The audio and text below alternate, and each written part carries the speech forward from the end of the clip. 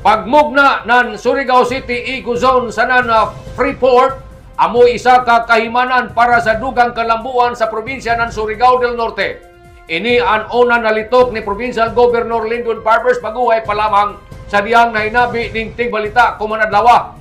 Laong ni Governor Barbers maradaw ini na balita na iyan nasagap gikan sa buhatan sa segundo distrito pinaagi ni Congresswoman Bernadette Badet Barbers na matud pa sa kongresista. May regalo si Congressman Badet Barbers sa ato pinayanggang syudad na ang House Bill No. 69, isa ini ka akta republika nga nagabugna sa Surigao City Special Economic Zone ang Freeport na ija tagpasa ubos sa bayay balauranan niadtong Hulyo 29 ning tuig 2025.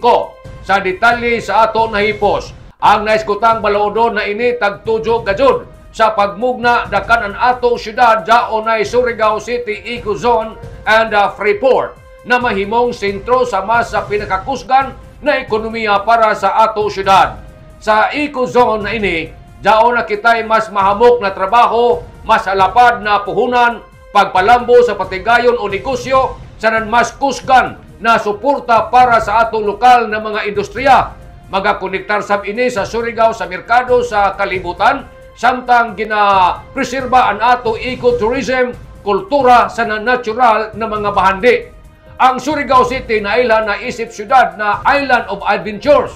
Pero sa Eco-Zone na ini, pwede sabta mahinang syudad sa mga oportunidad o inobasyon. Dili lamang ini para sa kuman kundi para sa mas hayag na kaugmaon sa sunod na henerasyon sa mga Surigaonon. Sumaya pa ni Governor Barbers gusto niya na ang ato kaugmaon puno sa paglaom og kalipay.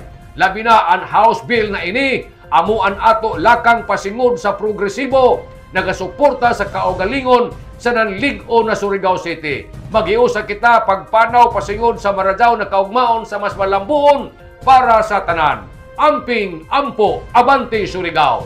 Nanukad gikan diri sa Kapitulyo ini si Marek Senars Marcon Sim Vlogs, Mario Conales si Mural Mulaong. Salamat, maradaw na adlaw, natong tanan.